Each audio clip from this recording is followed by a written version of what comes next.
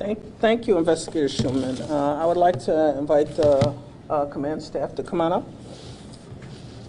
I just want everybody available for any questions that you may have. So hopefully you've all had a chance to see our critical incident video.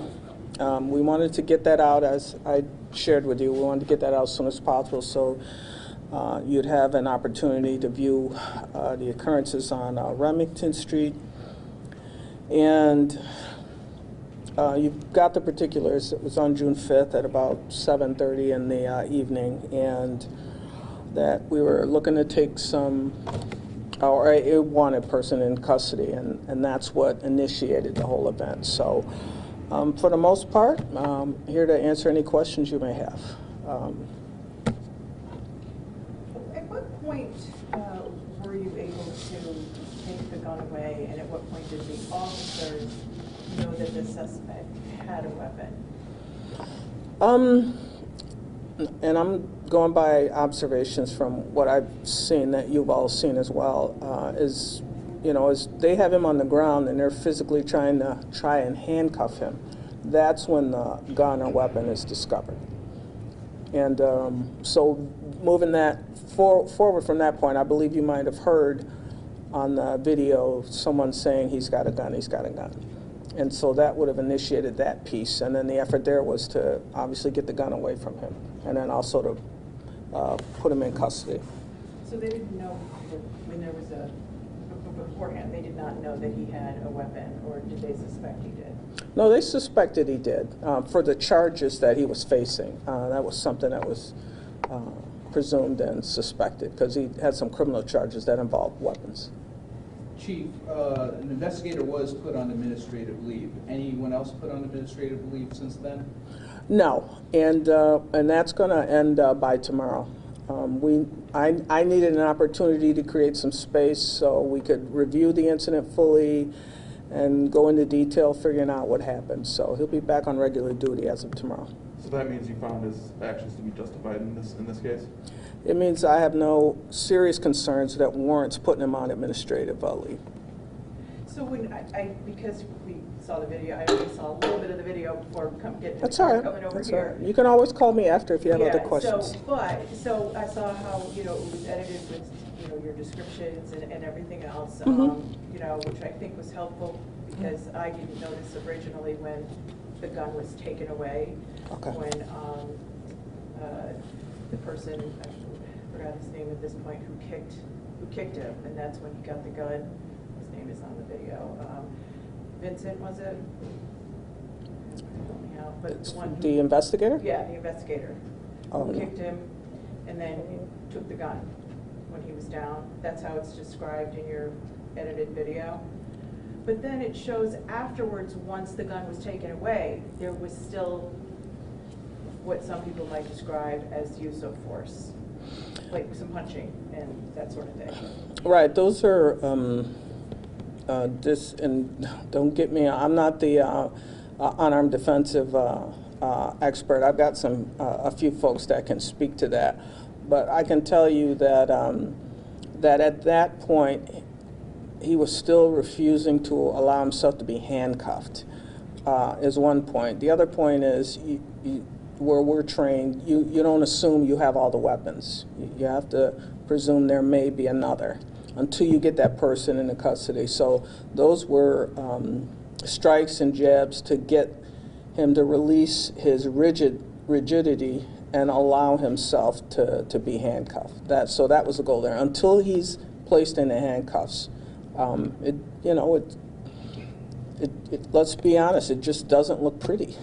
But that's the reality sometimes of what law enforcement has to deal with. But the goal there was to get him handcuffed and get him secured, which is what you saw eventually happen. So when ended this? Sorry, go ahead. These jabs and kicks that you were talking about, are these kind of following protocol? I mean, is this what officers are trained to do, or is there anything here that was outside of what they should be doing? Well, there are 2 points to that, and I had mentioned a minute ago there are unarmed defense tactics and there are names to them, and I said don't hold me to what the correct terminology is, but I do have people that can speak to that, and certainly I can connect them with you. That's not an issue at all. So while that's a goal, but I don't want to give you the impression that if something is serious enough, so like in this instance, beforehand, where this person had a handgun, and you know he has a handgun, I'm not going to hold you to what specific techniques you utilize. I expect you to protect yourself, protect your life, and community members that might get hit by something. That's got to be a priority. And then those other pieces we work out. You're taught to survive when your life is threatened or your life's in danger. But we're warranted, yeah, there are definitely specific techniques that are called for. Chief, what? Go. On the police scanner, we heard officers in danger, and it's creating a dangerous moment for officers. Do you think this situation could have been avoided in any other ways?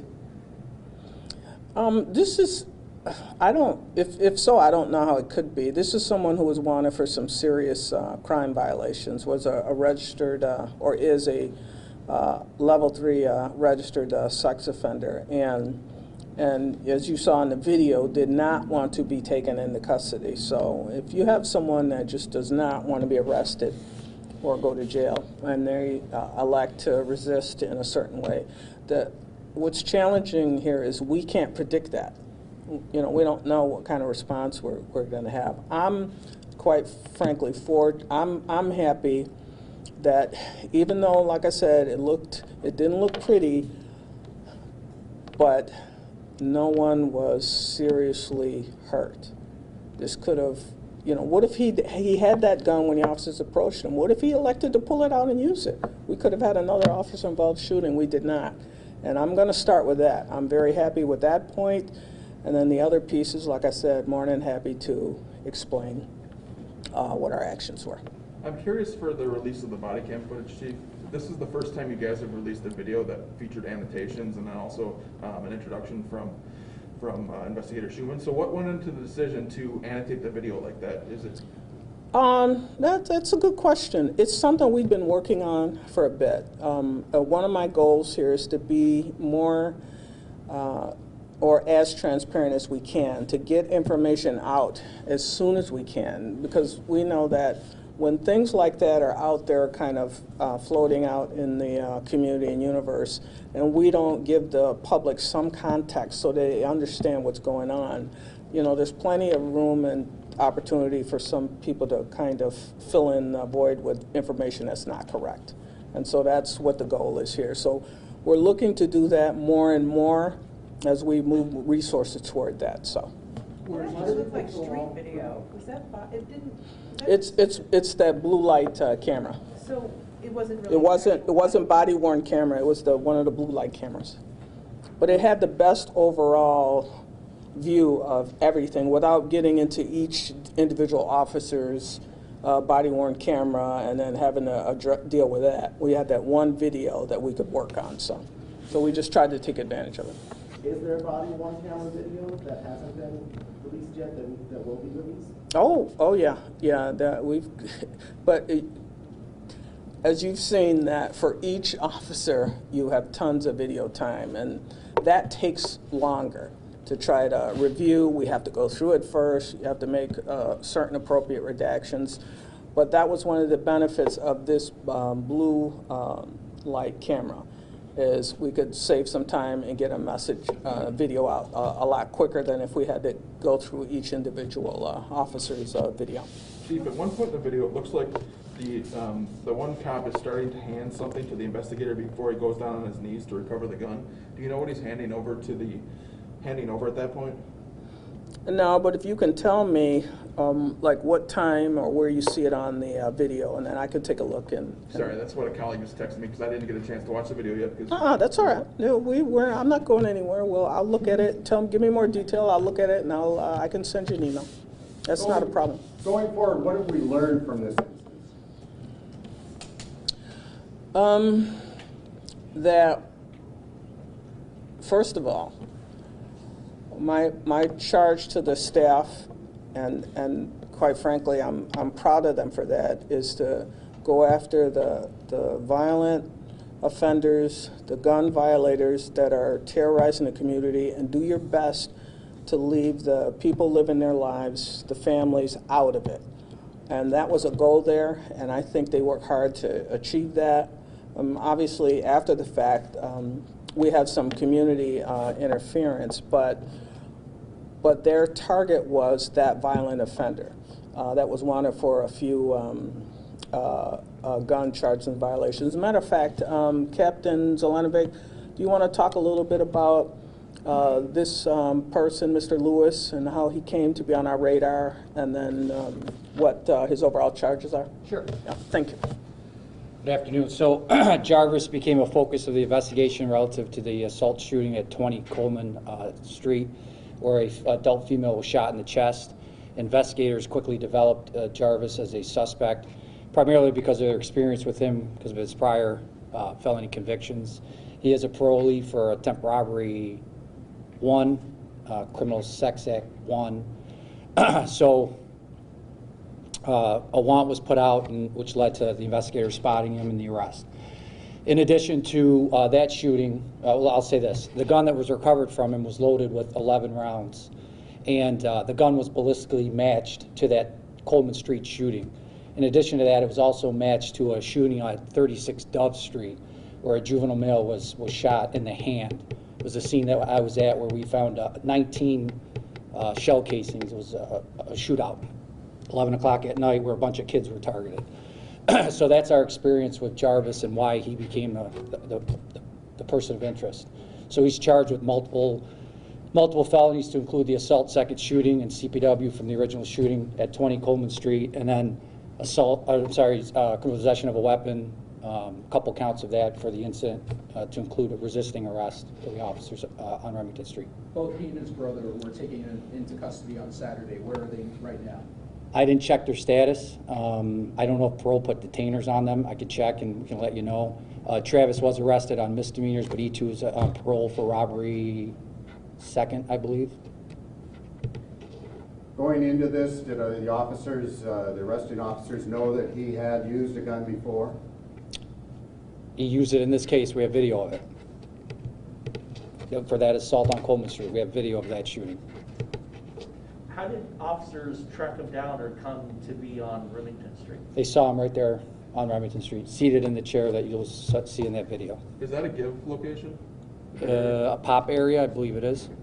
And whether it's you or someone else, could y'all talk more about the community interference and just how the got kind of tense there?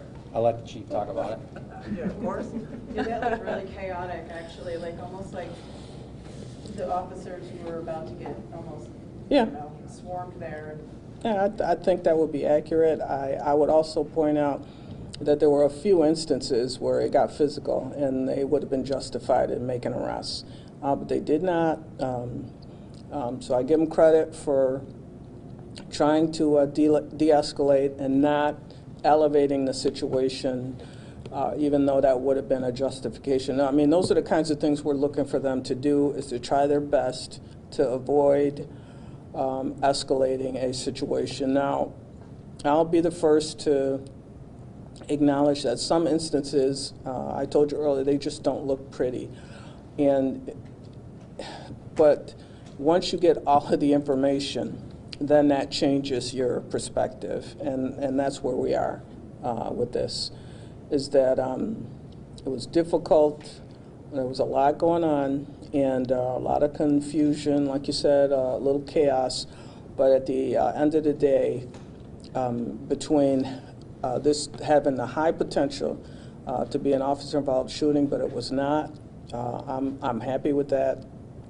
And at the same time, you've seen for yourself, there were a few instances there where people were certainly physical or hands-on and it could have resulted in an arrest situation and did not. So if we can do that, do it safely, and then just get out of there, I'm okay with it.